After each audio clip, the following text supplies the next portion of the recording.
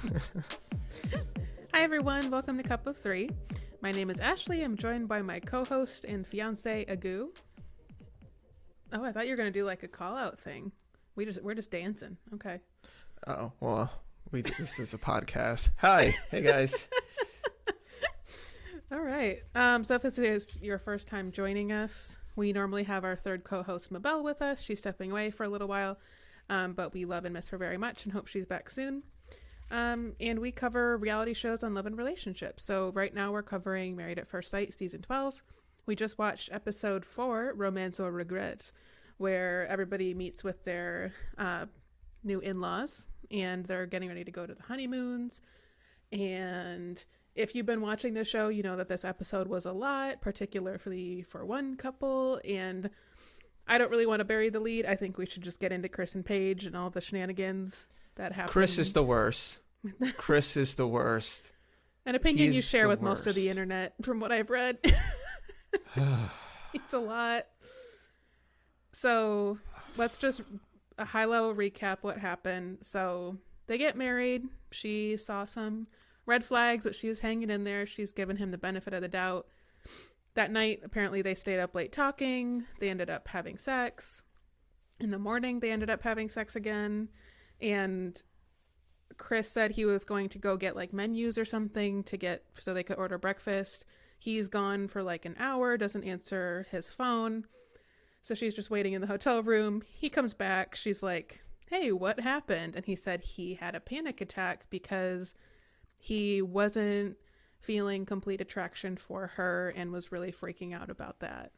So right after this, she has to go to brunch with her in-laws. And so she shares a meal with his family and immediately tells them all of this. And it kind of workshops it with them of like what's going on. So let's stop there. So this is a lot. This is so much. I guess so this is going to feel like I'm going off topic, but I promise you I'm not.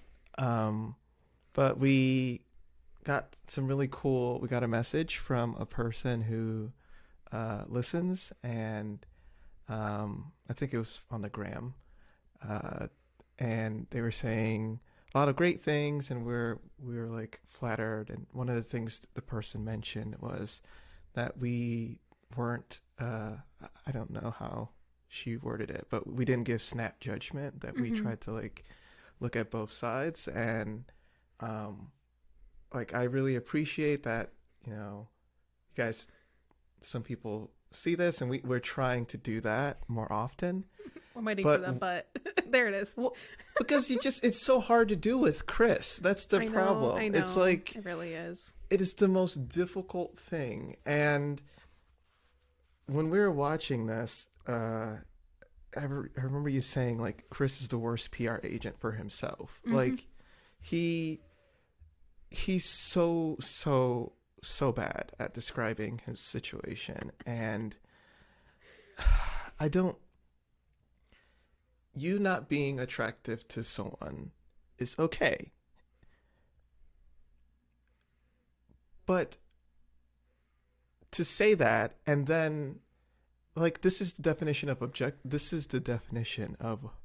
objectifying someone. Like he said, "Oh, you're not my type, da da da da da, but your butt is big." Like that's essentially like the summary of all the things he's been saying. Yeah. And it's really hard to defend that. Right. And I don't know. I just see you're struggling. I know. I feel like I've seen a lot of the conversation around this go to like, how dare he not find her attractive because she's gorgeous, and then they start like talking about how they don't think he's attractive. I don't think any of that shit matters. Like, what attraction is completely subjective, and that's not the point of any of this. The point is, we've seen many couples on Married at First Sight where maybe the chemistry isn't quite there from the start. Maybe there's just a less of that attraction from the beginning, because there's a lot going on, and sometimes it takes a while to kind of get used to a person and get like a full sense of them. And I think his instinct, where he's spending his first night with his new wife and they're talking and everything, his instinct of being like, oh, I'm not completely attracted to her, so why don't I see if maybe if we have sex, then that'll help me grow attracted to her. Like, that's such a oversimplified way of looking at how to build attraction. Like, you got married, that's supposed to be forever. Maybe wait a minute, maybe get to know this person. Like, there's a lot of Paige to discover outside of just like the sexual part of Paige, and like all of that stuff is, in my opinion, more of what builds attraction than the physical stuff. And like it seems like he really doesn't understand that at all, because he did it twice of like trying, to facilitate that attraction through just, physical. And like, maybe that can work for some people. I don't know. But it just seems very, very short-sighted to be like, oh, we'll just, do this stuff and it'll be fine. It's like, you gotta build a foundation, man. Like, you can't just jump into that if you're having that hesitation, and that's okay. Just give it time. Yeah.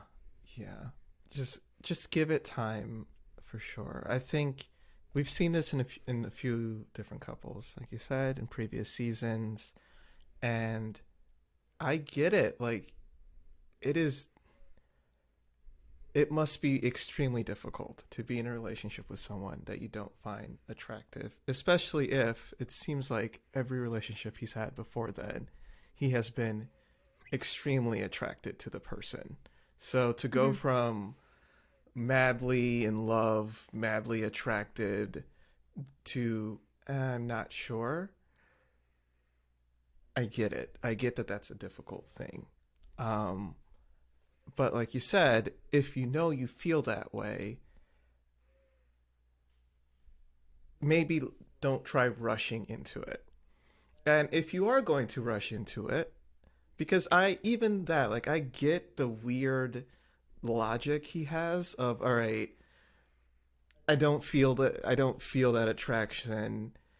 Maybe let's try this. It's like the whole trying not to put that person in a friend zone. I like get the weird level of his thought process, but if then you go that route, you have to have enough self-recognition or just the mental, just the emotional intelligence to know you can't then just say the next day, I had a panic attack because the idea of being with you gave me a panic attack. Like, you gotta do better. I don't deny that he's had a panic attack. Well, yeah, that must be difficult. Yeah, for sure. Yeah, because there's been some comments of people like, yeah, he didn't look like he had a panic attack. Like, he looked way too... That's not what we're going to debate. No. Someone says they had a panic attack. We have no reason not to believe that. That's fine. But what we're trying to say, I think, and what you're trying to say is like, all the things leading up to that maybe triggered a panic attack could have been maybe avoided by a little bit more just thought about it. But I think that we're also seeing that Chris prioritizes his sexual relationship and sees that really as the relationship with a person. Like, I think there's something to be said for like the couples we've seen in the past where it's like, oh, the attraction isn't there right off the bat, but like I recognize that like I got married for a partner, and like all of the many, many, many other reasons that you want to be with someone besides like having someone to have sex with, and it, like, he's been that has been his priority this whole time. And so it's very clear now that like he's tried to force that to make that be okay, because it seems like he also has a pretty high sex drive, which is like, it's fine, but you also need to like make sure that your partner is cool with, like, there has to be a discussion around needs there and like figure out what's okay for both people. But then he's completely, it's like it's like he's seeing this as like, oh, what a mistake. I'm not attracted to her. Like, what's the point in this? Like, not even seeing, like, sex is one small component of a relationship. Like, to make that the whole thing and not this, like, this huge issue is just like, it doesn't feel like he really knows what a marriage is, you know? Yeah, I mean, he's never been in one, to be fair. I mean, he's tried. He's tried. I think part of it, and he hasn't said this yet, but I think part of this is he's clearly working, in his words, very hard to get to a certain level, right? Like he talks about how he wants to get to a certain financial level, and how he was homeless at one point. I think he views having a partner that looks a certain way, is part of that too, right? Like, yeah.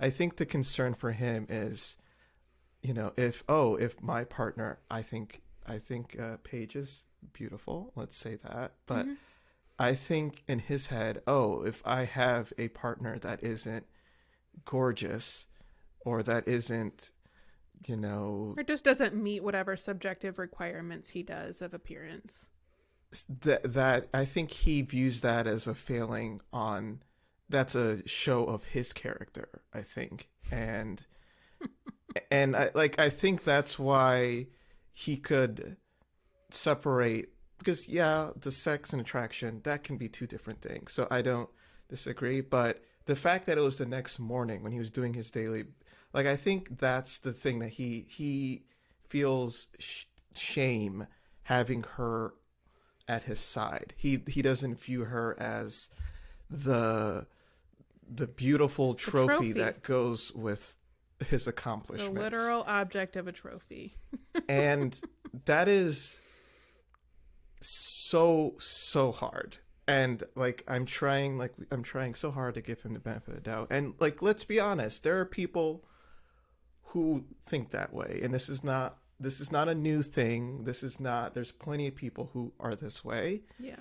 If you are this way, maybe don't get into a situation where you're leaving it to a bunch of strangers to decide who you marry. Interesting. Weird, right? Like, if you want to have the beautiful trophy woman at your side, maybe you should go and find that, as opposed to trying to get some experts and some strangers to find that for you. Yeah, if you're such a big boss, you should have no problem finding ladies, right? Like, okay, like, it's so, and I think, so there's that stage. I feel like there's a few different things here. There's the part with his family and Paige when they had that conversation, which was, first of all, the idea of having any type of sex conversation with a partner's parents. Who you just met.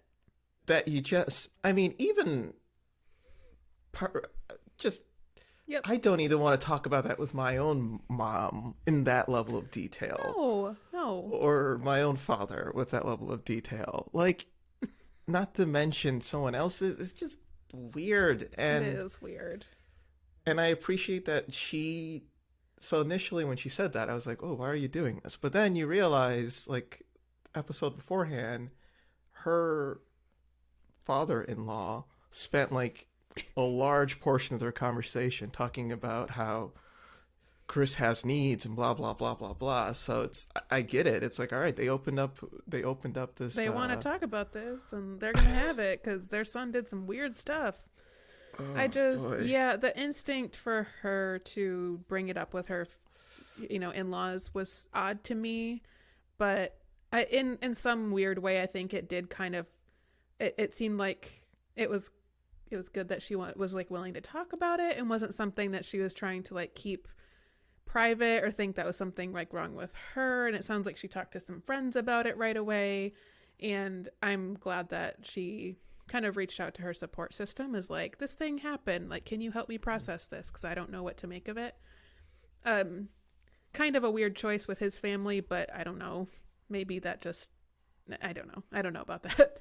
It just more felt extra weird to me because her father-in-law is, like you said, brought up sex with her right away, and like the expectations that his son was going to have with her. And that's clearly something he taught his son to believe was true. And he's, again, like complimenting her figure and saying she's gorgeous and beautiful. And like, there was just, I don't want to like spend too much time on it, but just his body language, like sitting next to her. All I'm saying is like, if I were sitting next to a man who was like kind of like leaned back and like looking at me like that, like getting a full shot, like that puts me on edge immediately. Like that's a big no vibe, So like in that context, that's why I'm saying it's weird, because I would feel extremely uncomfortable with the vibe at that table. I might maybe talk about like, not the sex part, but just that he said he's not attracted to you. That's a thing to talk about. You don't have to necessarily say that you had sex 2 times, but it's there's a lot going on there. And I think there's a lot of dynamics that like I might not fully be picking up on because we only see like a few minutes of it. So it's just everything about it was so unbelievably uncomfortable.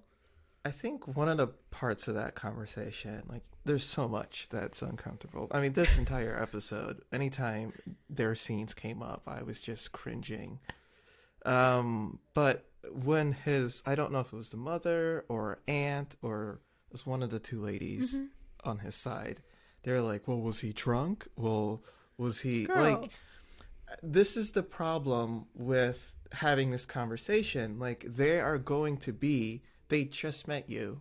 They're going to naturally be on the side of their son. And this is maybe me then looking more into this than we have information we have available. But if he is doing as well as he says he is on this show, he is probably covering some expenses for them. So now we're in a weird dynamic where you can't even, I think people forget this because I've seen a lot of reactions of people like, how dare these parents, da da da da. It's a very different dynamic when the son is paying for stuff for their parents. And maybe we stumbled into something interesting here, but like, if that is the case, it is not in their best interest to say that their son is being like, they could fear retaliation. They could fear like, so, and this, that he is financially whatever. Like you gotta read the room. And Interesting. That is a very, very interesting take, because I think I still don't really believe that he's as financially successful as he claims to be. So if I didn't have that feeling, I think I would be more on board with your theory, but I could see that as a possibility. I just, honestly, everyone's like talking about him as this huge villain and this big manipulator, and there all these theories about like, the whole pregnancy storyline and how that was like set up by him and whatever, all these different things. Honestly, I don't think he's,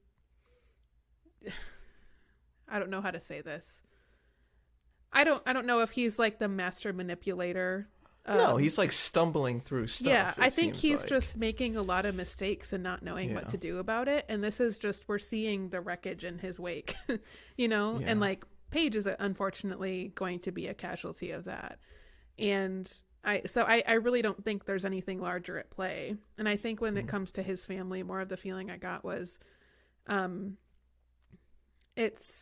I think a lot of times if like there's, we all have good and bad qualities. If the bad qualities of the people we care about, we're more willing to make allowances for and try to, fluff around it so that it's not that big of a deal. I think they know what kind of person Chris is. They don't need to be told by anybody what Chris's behavior tells them about him. I think they perfectly well know who he is, and there's nothing in it for them to be like, yeah, he's a jerk or he's done this in the past. Like they're like you're saying, they're going to look out for him because he's their family, And so again, that puts Paige at the mercy of this particular family's culture around like this particular topic, and also just like justifying bad behavior because it's easier to. It's, That's so that's which the is dumb. unfortunate part. It's messed up, but like Yeah. that's where it is, I think. Yeah, it's easier to say, "Hey, my son made a mistake," as opposed to, "Oh, maybe there's a larger issue here." Yeah, that and then you needs to sit be there and addressed." tell her to write it out. Like, really? That's your advice? Yeah, yeah. You know? It's and then for him to afterwards try to turn the tables on her of like, "I'm from Chicago and we don't talk about a person's parents or their kids, and how dare you talk about sex." His first question, like the first time they met, he was asking her, "Do you have a high sex drive? Do you have do you wear do you do Contraception, contraceptives and are or you something?" a virgin? And Like that's all you've talked about is sex. So from to day be one. like, From day one. That's literally all. yeah, like it's ridiculous. It's absolutely ridiculous. Yeah. And I love from Chicago, because other areas it's totally fine to talk crap about their mom. Like it's only a Chicago thing. Like what the heck are you talking about? You tread lightly around Chicago, talking about people's mothers. What the heck? I know.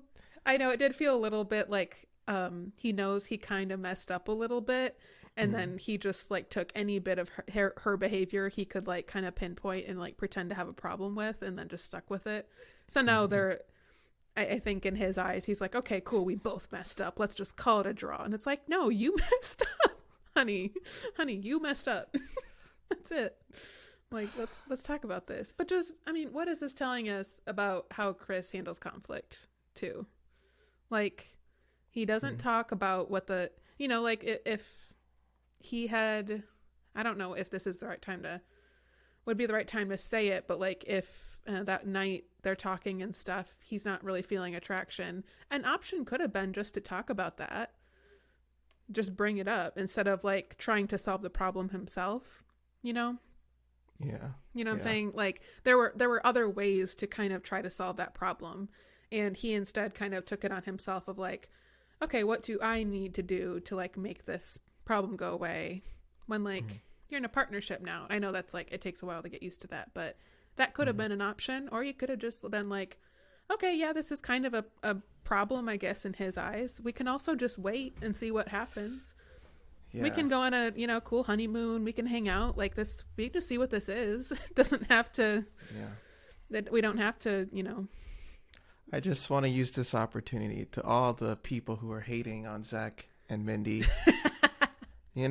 See, this is what at least he did not go further. Okay. He's like, "I'm not attracted to you." But he made it very clear from the beginning.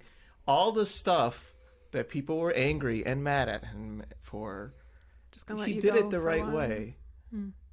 I'm just saying, okay, Zach, I'm still defending you till this day, man. You weren't the best, but you weren't like people over here making you look like a villain. This is a villain. This is a villain.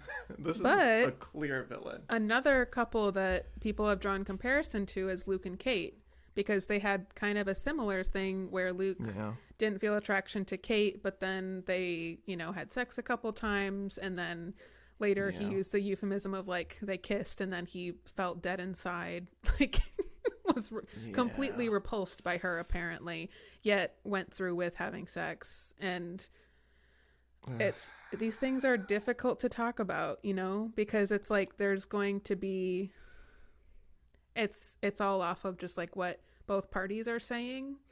And so it makes you just kind of have to, I don't know, it feels just like massive speculation all the time. I don't know how else to say that. Yeah, definitely.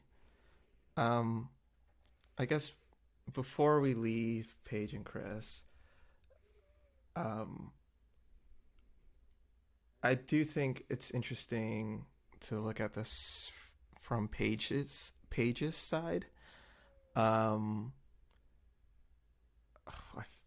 I I had to look this up beforehand because I wanted to make sure I pronounced this. So the sunk cost fallacy is what this reminds me of, where kind of summarize, basically you don't quit something because you've already put in too much time, or you've put in money into it, and you feel if I quit now, I'd be losing that money or time that I put into it earlier.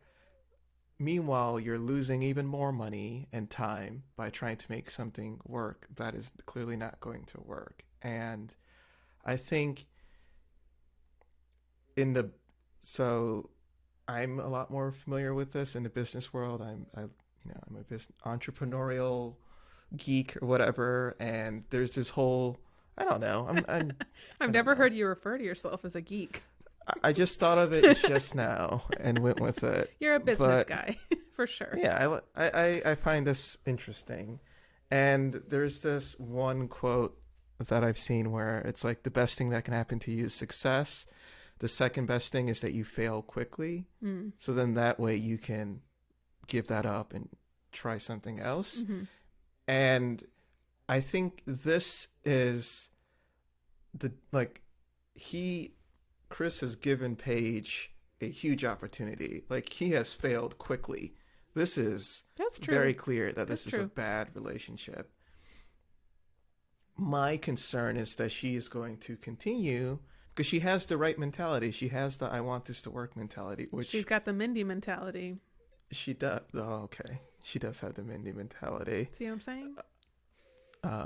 But even more so, for being honest, like, Mindy wasn't like having sex twice and so I'm worried that she's going to continue to try to make it work, and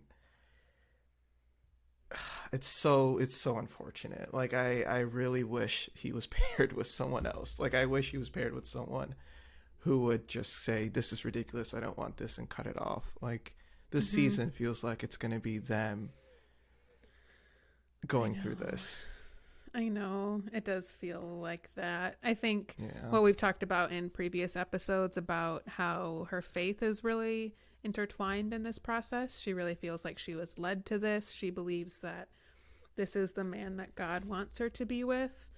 And I'm really not trying to, I'm not trying to have any level of sarcasm in my voice. I'm trying to understand her perspective and how she's like going into this. And so, this could become a crisis of faith. This is bigger than Chris. It doesn't matter who she was paired with, if this was a fast or a slow fail of a relationship, But if she really believes that this is someone that God wants her to be with, can you imagine the level of conflict that she's having trying to resolve that internally?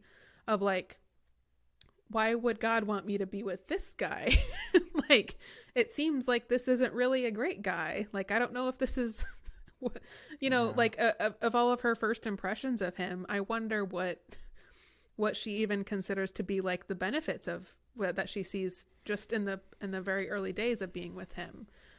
Can you see any potential with this man, or are you just seeing an avalanche of red flags that is slowly burying you? Like, it's I really, really worry about that with her, because I think it's going to potentially draw out this really painful relationship where she's not having her needs met or even addressed or asked about in any way, and everything is going to revolve around Chris and his just the different decisions he's made that have had really serious consequences and are going to continue to affect him until he learns how to handle them better. And it's just like, I mean, we see the previews for the next episode. It sounds like that's when he gets the news about his ex-fiance being pregnant, and that leads to a lot of extra stress.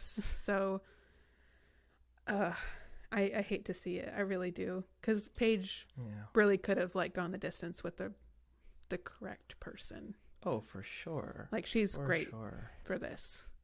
She is. She really is. And unfortunately, it is that patience that she has that's going to be the thing that makes this relationship even more difficult to watch. I know this has already happened. I know this has already been recorded, so there's no way any of the stuff we're saying now is she could hear it. But it's like I really, really wish, because like I do get the thought process of, you know, God put us together type of thing. Well, maybe he was trying to teach you a lesson about what, like, I don't know. But that's the problem, though, is like, when we just get out of this relationship. Whatever justification you need to use to do that, do that. Like, I think that's the part of the thinking in like religious communities that I have a hard time reconciling, is like everything happens for a reason. I think just sometimes bad things happen, and like that's the nature of life, and it doesn't have to necessarily like be meant for something. Like I think we always learn from those things, but it just that's how the world works. There's great things, and then there's also a lot of pain, and it's just random. But you know. So let's move over to Brianna and Vincent, because I felt like they had really, really good chemistry from the start, which we've talked about already. But like they woke up in the morning, they're being all cute and flirty. Like he gets her number, and it's this whole thing. Like I really, really like them. I really don't have much to say about them other than that. And then the fact that like when they got to Vegas, where they're having their honeymoons, he got a call from his family that his grandma had had a heart attack and is in the hospital. Like, there's never good timing for something like that, but just it especially sucks that like he has that layered on top of all these things. But I felt like Brianna was very supportive. It reminded me of, unfortunately, this has happened kind of in the past too with Iris and Keith, and Iris was like really great about being really supportive and there for her new partner. And I feel like that's what Brianna's doing now too. So I'm hoping everything turns out okay with his grandma. I don't know if I saw them in the previews for the next episode, so I wonder if they did have to go back to Atlanta so that he could be with her. But either way, I was just kind of happy to see that she was being like a really good support system, despite them being like brand new. Yeah, definitely. I think, like you said, there's never good timing for something like this, and hopefully she's okay. At this point, we don't know. Like you said, though, since I didn't see them as well in the preview. Yeah, I definitely suspect that as well. But I think this is a probably interesting combo. They are very flirty. Like they are very, very flirty, and it's very interesting seeing, like, comparing them with some of the other couples that we see this episode, of just how comfortable they are with each other, and they're playing around with hats and all that stuff, and it's a really, so far, a great pairing. Even the like the funny editing thing they did where he's like, when she's talking to his side of the family, and they mention, oh, when he's angry, you just like, and the cymbals clash. And they like zoom in on someone's face really fast. Like, no, this is just a normal conversation. Like, we've watched this like series so much that like I even like know what I can feel what the editing is going to be before it happens. I'm like, oh, there's a symbol, right? Yep, there we go, symbol. Yep. This is how dedicated we are to our craft here at Couple 3. We are in it. But yeah, they seem really cute. I don't know. I mean, she still looks like a Disney princess. I feel like we said that before. It's odd. Like, just like, it's like only good lighting. I don't understand what happened. Yeah. And he has the thing where he looks like he's blushing every time, but it's just like his cheeks are just like that. I still think he's just completely enamored. They both just seem like so smitten with each other, and their willingness to be like really open and flirty with each other straight up like reminds me a lot of like Woody and Amani's energy from like the beginning, where like Woody was Yeah. shooting his shots and like she was just kind of like going along with it, and they kept growing from there. And so I think that's a really good instinct if that's part of your personality to do that. And like it, to me, it just kind of symbolizes an openness to roll with the punches a little bit. And it also helps build some of that chemistry too. Like, I mean, I think they're doing that because the chemistry existed from the start, but then the more you tap into that and you're kind of giving each other that validation, then you just kind of keep on building, and it's a nice little safety net to fall back on when you're going to have hard conversations and all this kind of stuff. And I don't know, I'm really excited to see their relationship grow. I think it's going to be really, really cool. Yeah, I mean, they seem like the one shining couple right now. They really do. I don't I know I don't know have anything else for them. They're just good to say. Yeah, like they're great. I mean, I do, them going through this tough time together so quickly, I think that's going to definitely help. And he then mentioned it, like, she's there for me. Like, I think that's going to help them bond quicker. For sure. So yeah, I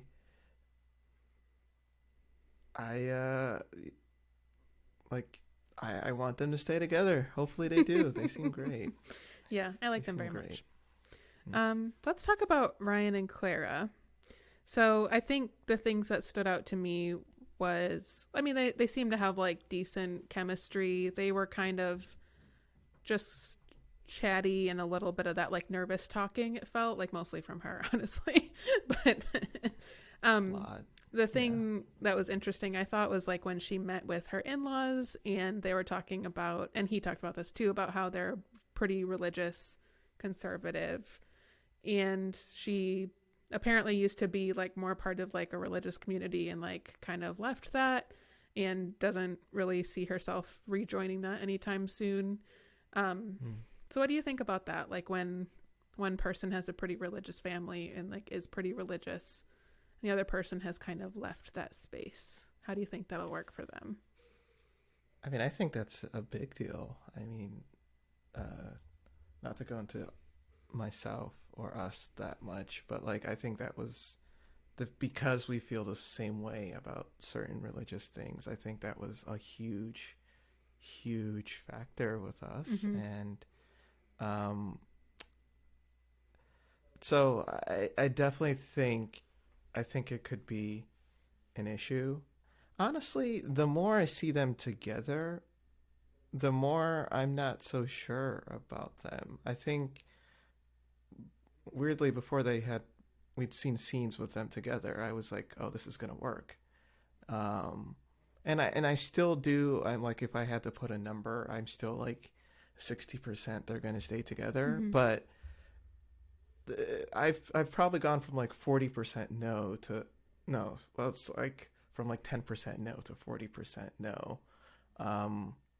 It's that, but I think also they're very different in terms of communication style. And it might, like you said, it might just be, this is like nervous, chatty energy. And meanwhile, when he's nervous, he's a little bit more reserved. But I'm not getting that like flirtiness and connection that you see with Brianna and Vincent, or even Virginia and Eric, and Eric. Like, they are very handsy, and I'm not really getting that. And this is day one, so like that's super early, right? But yeah, I think they like each other. I think right now, because I mean, people have talked about Clara, people who are close to her, as being chatty, and she's a big talker. It's cool. But I think right now, in the early stages of her getting to know Ryan and Ryan getting to know her, I think her personality is kind of taking up all the space. And I think it's a lot of I hope that eventually, as he gets more comfortable in the relationship and everything, that he feels more comfortable like pushing not pushing back, but just kind of like claiming more room for himself, you know? Because I don't know. I know a lot of couples who have been together for a very long time who one of them is very, very talkative and the other is much more, they just listen a lot more before they talk. Like when they do want to talk, they'll talk your ear off, but like they're not really like a big chatty person. And so I don't think that dynamic is necessarily ill-fated, but I think it does require the like more reserved person to be able to like stand up for themselves and like claim that space when they really need to, so they get heard too. You know what I mean? Yeah. And if it was just that, I probably wouldn't be as hesitant, but it's that with we just haven't seen the flirty chemistry side of them yet. Yes. But he said he finds her attractive. She said multiple times she finds him attractive. So maybe we're just early, but yeah, it's odd. And but I get like from her perspective, if you're not religious and you're with two ministers, like that's we're on the opposite side here. So I definitely understand that, and she doesn't strike me as someone who would like back down or anything. She's open about how she feels, which I think is good. But I think it just gets more personal when it's someone you're in a relationship with and then their family, or even like your own family, where if there's like differences in perspective on religion, people always bring it back to like, well, what are you going to raise your kids believing or whatever? And that becomes just a whole other bigger conversation. Like I think I don't think they covered it in this episode. Yeah, the previews. Thanks. Yeah. Where they talk about, he would want to raise his kids in a church environment and she would want them to not necessarily be like hidden from what religions are, but like, have the option to explore that if they want, but not, be exclusively raised in that. And those are big conversations to have. And like, I always struggle with when they should actually talk about these things, because y'all just met, like maybe let's just keep it light for a minute, like we don't necessarily have to get into like the details of how you're going to raise your future children when you met less than a day ago. But you do have to talk about it at some point. It's just a lot really fast. I don't know. Yeah. But I mean, that's this entire show an experiment, right? It's like they are plunged into it. Yeah, but I'm with you. It does feel like you're almost looking for disagreements. It's so early. Yeah, I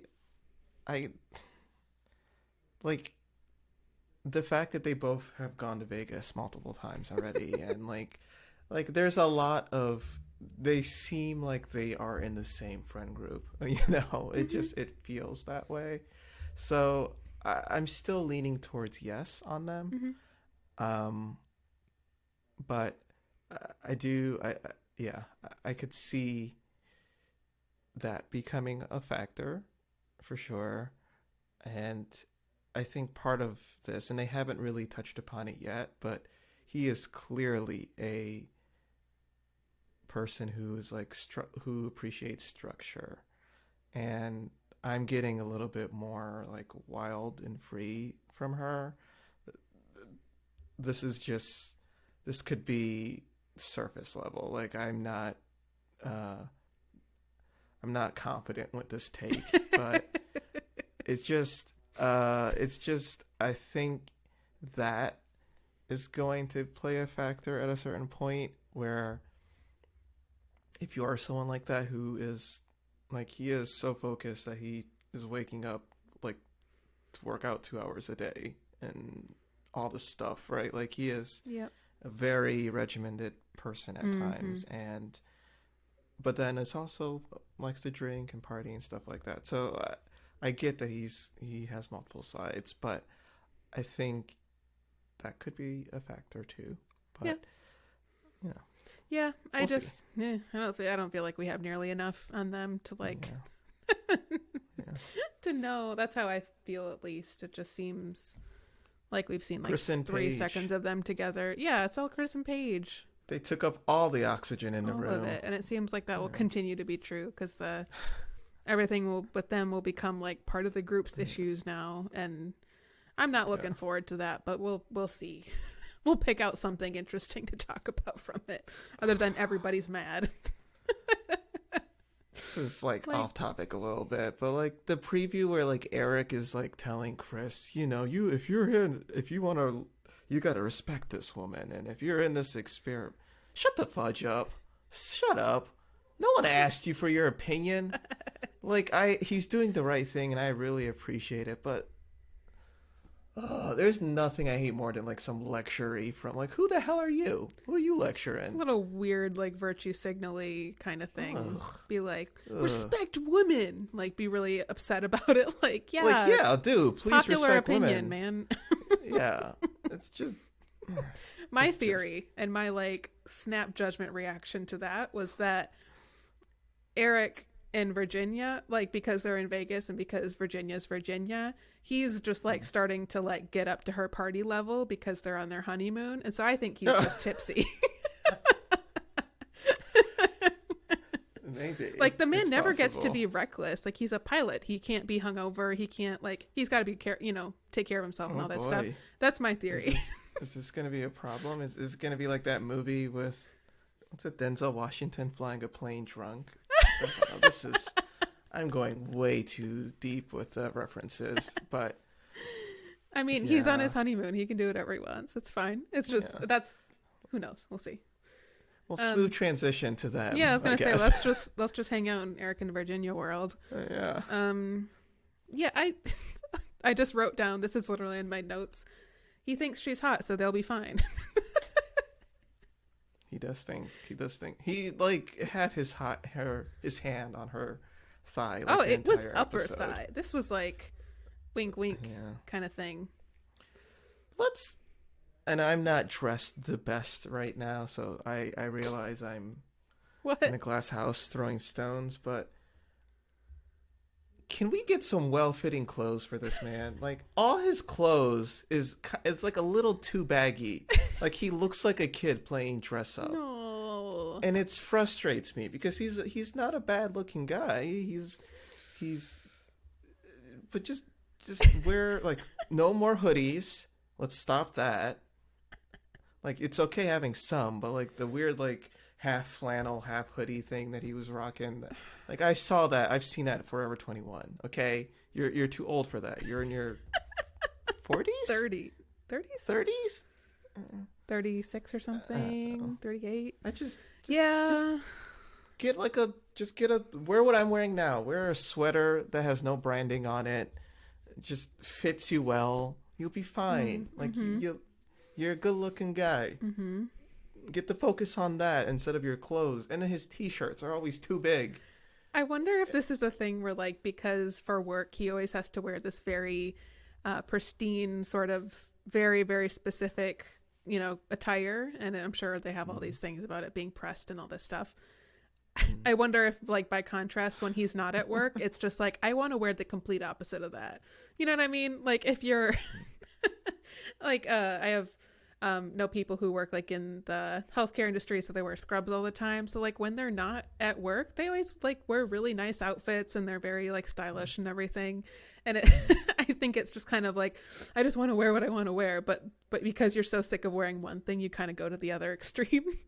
But it does feel like his wardrobe never matured with him. Like he's a very mature, fine guy, but then he's got like. Yeah. Men across the world, if you guys knew, just like a nice fitting clean t-shirt and then nice fitting pair of dark wash jeans and like clean tennis shoes, literally just that, A+. Our bar is low. The bar is very low for guys. All we gotta do is just like, especially, but like I empathize with him more because I am naturally a skinnier person. So I can empathize with this, but like if you know that you especially want to wear clothes that fits you well, because if not, like his arms look tiny And the reason why they look tiny is because he has Oh. a t-shirt that is way too high and way too loose. So in comparison, Yeah. like this is all like Just we're yeah. all Style this is all basics. comparison. It's like he just, and then for him to like be giving words of advice, but then looks like he's playing dress up. It kills me. And I know that this is me being kind of shallow here, but This is a I good just I style need corner. you. I just need you to do a little bit better, man. Just a little tiny bit. Oh, that's really funny. But yeah, he is definitely. I think he's amazed that he is with her. Yeah, honestly. and I think that's great. Like I think Yeah. that kind of is the fuel on the fire, if you will, to get that chemistry kick started. And I also just I've already talked about this with them. I think they're gonna meet in the middle. I think she sees herself as like never really growing out of her party phase, but I think she will. And I think that he needs some of that more like lively spontaneity, kind of like, for lack of a better word, young person energy in his life. I mean, he's not old by any means, but I really think they'll be a good pairing together. They just kind of like need that time to create the new thing that is Eric plus Virginia, And it's just going to take a little bit of time, and I think they'll be interesting to watch. Yeah. I mean, I think if they are going to fail, they're not going to fail quickly. Like, there is enough attraction there that is going to have to burn. They kind of remind me of Katie and Derek. Is that who I'm thinking about? Kate and Derek. Katie and Derek? Katie and Derek. I should know names so much better. Thank you. We talked about them for an still entire listen to season. I am so sorry, audience, for being so trash with names. I will do better. If you know us at all, then you know that Agu will struggle with names, and that's just okay. I will do better. I'm going to study this, and I will not let this define me. You will overcome. I probably will. I will probably let this define me. But like in the beginning, where they were like so hot, and like I was like it felt like they were gonna fail, but they still need to like get it out of their energy first. They had to like basically have a lot of sex and be like, okay, now that this is done, I don't like you. I don't like you as a person. Like I think, like I kind of get that with them, but I think he is definitely going to. I get the feeling from him that he wants to make this work, and he's going to do everything he can, and she is a young, hot wife that he was not expecting to have. Yeah. So he's definitely going to try. I just wonder when real life kicks in. Like, they feel like a couple that's going to make it this season, and then 2 years from now, we're, like, reading about how they're divorced. Like, if they do break up, it's going to take a little bit of a time. But, hopefully I'm wrong. Hopefully they stay together and are happy forever, and everything's fine. Yeah, they're happy. They're on couples cam, and then we have to talk to them at one point, and it's going to be really embarrassing and weird because they would have watched this episode and said, "Hey." Clearly they would have caught up on everything we've ever said about them. We're very important people. Okay. Watch them just cut out just this part and like make it seem like we're just complete assholes. It wouldn't be hard to do. No. Okay. No, not really. All right. Well, I want to wrap up here with Haley and Jacob. I feel like with them, it's just like slow start city.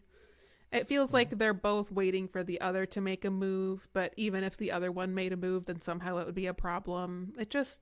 They're both like, they're doing the thing where like you're walking down the hallway and you see someone and you try to get around each other and you keep going, and you're like dancing, and then finally you just like laugh nervously and like get around each other, and then you just think about it and cringe for the rest of the day. Yeah. I worked in a lot of offices. Sorry. So sorry. I don't know. Yeah. I don't know. That's just, it just feels like we've definitely seen slow starts with couples before, But the ones that seem to really make it work over the long term is when one person's really trying the whole time. I'm talking about Miles. I'm talking about Greg from Greg and Deanna. Like, there's one person who's like trying to like get it going, and they just keep shooting their shot, and then eventually it gets going and it works out. You know what I mean? So here's the thing. I've just noticed when you said those two couples, it's the guy that's trying. I think that's the problem. I know. And I've echoed this before in previous pods. I've had Pods. Pods. I feel so pretentious saying pods. But Yeah, whatever. we're podcast people now. We're in a whole new sphere. Yeah. NPR. Can I even say that? Whatever. All right. So I think, and yeah, so like I said, I've echoed this before. I think guys, this is a broad general statement, blah, blah, blah, blah, blah. Disclaimer here.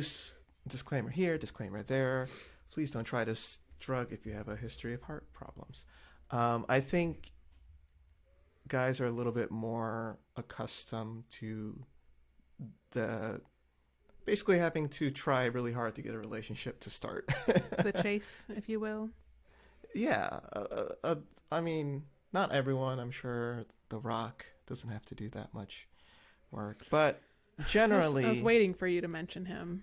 I don't know if you've mentioned him this season yet. This is... Really?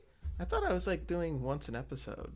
I was kind of disappointed. You're getting paid by The Rock to just like... I would love that. Do embedded I would love it so advertisements. much. I wouldn't need that much money. I'd just be like, yo, can I learn workouts from you?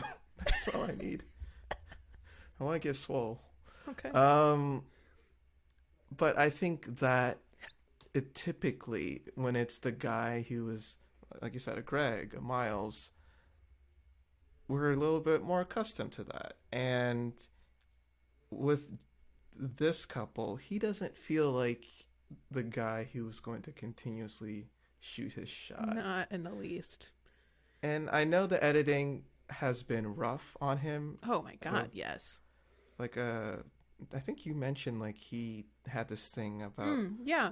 So, you know how they keep doing the supercuts of him talking about his house all the time and all the different things he has that he built around it? There was someone grabbed a screenshot of like him posting somewhere and basically reacting and laughing at it, because he was like, yeah, everyone, before I would talk about that, people would literally be asking me like what I've been doing in quarantine. Because of course, what else do you talk about with people after Exactly. you're in a pandemic? Like that's an easy question, you know, because most people are like, I got really into baking, or like I have a lot of succulents now, you know, like his thing was adding things to his house. We've done both of those things if you're interested. Yes. Just if you're curious, audience. Yes. Like, we have all the house plants now. We went hard on that one. A lot of house plants. A lot of baking. Mm-hmm. Which I'm not mad at. But so like I just feel like he has had a really, really, really rough edit. They're trying very hard to tell the story of like he's awkward and weird and only talks about like 3 things, which is like his house, his steak and eggs, and his graphic tees. And it's like, let's get some more information on Jacob. Like, I just know what his hobbies are. I know what he likes, but like, I don't have a good sense of his personality, because all they do is reinforce those ideas of the things we know about him. And so I'm really hoping we get a wider view of him, because I don't think I have nearly enough information to make an assessment of what type of person he is, other than what I see from the time that he spends with Haley. And the same with her. I don't get it. We talked about this last time too. I don't know who the hell Haley is. They both seem like fine people. It's just like we're not really seeing all of it, and so it's hard to form an opinion. They just seem like slow start. That's it. Like, what does he bench? You know, like we need to get to the details. These are the details. Is he a curl type of person? Like, you know, how does he feel about doing leg day and chest day at the same time? Ooh. Like, these are the questions that we need, that we're not learning. You know, yeah, you're totally right. It's just we're not really Thanks to Chris and Paige again, who are taking up all the oxygen. I'm just blaming Chris for every problem this season has. That's super fair of you. Going forward. Yeah, definitely. But the one thing that I do think we've picked up from him is he is not I think he's a fine person, rooting for him, but he doesn't strike me as the very socially outgoing person. Mm-hmm. He's more reserved for sure. He's more reserved. He's very dry too, which I think people read as being shy or something. Like, you have to kind of be paying attention with him to like see what's going on, because he's all in subtleties. But we saw that with I was going to talk about that. When Haley was like having brunch with his parents, I was like, oh, okay, this is like both his parents are both very like subdued. I don't know if subdued is rude to say, but they're like very mellow in how they talk and very measured, and that's more their vibe. So I'm like, oh, okay, I see where he gets that from now. But like, hopefully that helped her understand this isn't like him reacting to her, the situation anyway. This is like how he communicates. So like getting to know him enough to not read into that and not have it feel like, oh, he's not into me or he's not excited. It's just like he's just more an even keel kind of dude. Yeah. He looks like his dad so much. Yeah, he does. It's amazing how similar they look. I think I'm just jealous. I look more like my mom, which is probably better for me. That turned out good. Like, my dad's not a bad looking person. He's a very, he was, all right. So I'm going down the wrong rabbit hole here. Yeah, I think I'm with you with that. I just, again, in this beginning stage of a relationship, you're kind of selling yourself. Oh, for sure. And if you're not able to do that, like, this is how friend zones happen. Is like, if they just never picture you as a viable mate, this is what's gonna happen. And that's my only concern here. Is like, there's a lot of scenes with her where she's just like nervously laughing, kind of waiting for him to do something, and he is comfortable in the silence, which I kind of appreciate. I think that's a good thing, but that's not really helping him sell himself. I know, like, but this also isn't on him. It's both of them, and I think she kind of needs to come to the realization at some point, hopefully not before it's too late, but that she can take a little bit of initiative in kind of driving things in the direction that she wants to go. We saw this in like the early phase with Christina and Henry when they were on the honeymoon. I was just gonna say that. Yeah, like Christina was she was before... like she was really trying to guide and be like the person who was kind of taking more of the lead for a little while, and I think she didn't want that forever, so that ended up contributing to some of their problems. But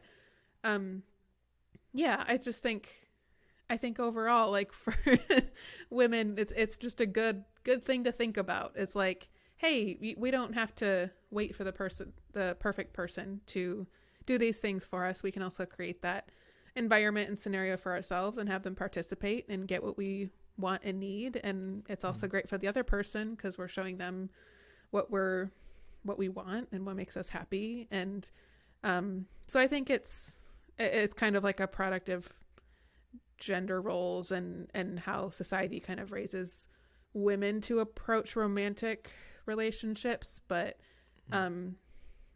she seems like a go-getter. She seems like that kind of person. I'm hoping she kind of just relaxes a little bit and is just like, all right, let's do this, like, this is me. I'm not gonna be like sitting straight up on the edge of the couch anymore. Like, I might sit back, I might even cross my legs, like, ooh, girl, oh my goodness. I might even give you a little kiss on the cheek. I might even flirt a little bit. I might even touch your knee. I might even pour you a drink. Like, let's wow, what are we in, a Victorian age? You're gonna show a little bit of just a ankle? little bit of ankle. Ooh. Just a glimpse, then you tuck that away. The fact that they had like certain table chairs were carved in a sexual way. I'm like, you guys were so repressed back then, huh? We're talking about Victorians now? We're talking about Victorians. This is me going all over the place. Yeah. You're totally right, though. It's yeah. But I also kind of understand her hesitation because he is a new person that she's trying to read. He operates in subtleties, and so she might not be sure that he's receptive to that. She might not be sure he's going to be comfortable with that. So it's just like, I think they're feeling each other out, and we'll see where that takes them. I mean, they're on their honeymoon now. Hopefully we get to see them relaxing and doing a lot of cool activities and having fun and getting to know each other better, which will help all of these things. So, like, do you think they're going to stay together, just if you had to go off of this episode? I don't necessarily see a strong case for yes right now, but I think that I would think that by the end of the honeymoon, if things go well, then maybe yes, but I'm not seeing that so far. But it's also very early. It is. It's really, really early. Yeah. And I apologize you're right, Christina and Henry, she was definitely putting out a lot more of the moves. Mm-hmm. So I realized that this is just like a generalization thing, and it's not scientific or anything. This is a very scientific podcast. What are you talking about? Yeah. The most scientific ever. Okay, with that, we should wrap because we're getting slap happy and it's late. All right. So thanks, guys, for joining us. If you've hung in there with us this long, this has been our recap of Married at First Sight, Season 12, Episode 4. Next time, we will be... Was I supposed to join in the song? I don't know. Again, very slap happy right now, so we're just going to make this as fast as possible. So, please go join us on Instagram. We are Cup of Three Podcast. We post clips from the show. We post memes and GIFs and all sorts of things. So that's a great place to go to see what we're up to. If you're listening to this on your podcast app, just know we are on YouTube, so you can just search Cup of Three Married at First Sight, and we should come up. Our little blue logo. And if you're watching us, you can also listen to us on your favorite podcast app. So go check us out there. So, did I cover everything? I think so. Yeah, no, I'm amazed at how you're able to summarize this so well. Top of the dome. Killing it. All right, well, join us next time. We'll be covering the next episode 5, where we get the big pregnancy storyline. See how that explodes. I mean, I said that like I was excited, but I'm really not. I'm not. Chris. Okay. All right, we'll see you guys next time. Goodbye. Bye.